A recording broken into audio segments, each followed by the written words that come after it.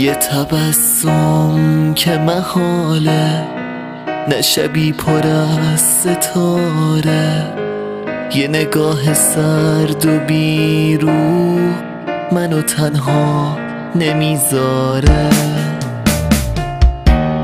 رفتنت برام عذابه، بودنت مثل یه رویا، دیگه نیستی تو کنارم.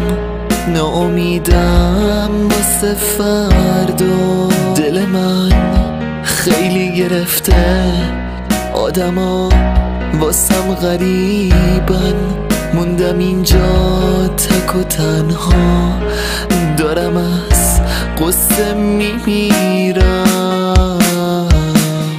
من همونیم که لبخند از روی لبام نمیمرد، من همونیم که هیچ وقت دلمو کسی نمیبرد.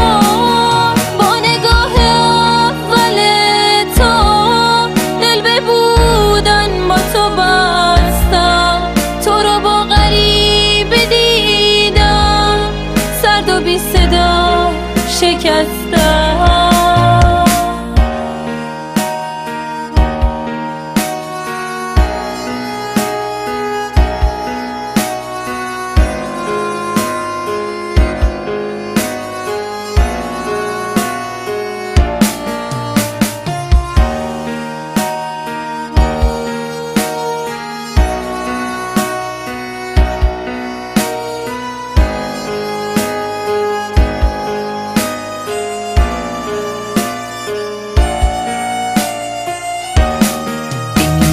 هوای خونه بوی عطر تو رو داره، یاد تو هر جا که میرم منو تنها نمیذاره.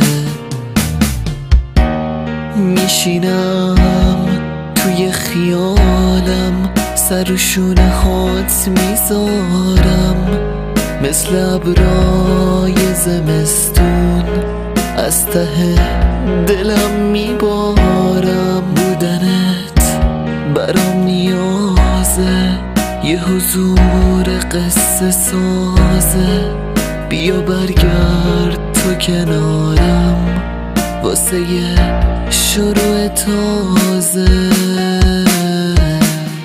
دیگه فایده ای نداره داشتن تو رو دوباره، بذار آسمون بباره تو شبای بی ستاره.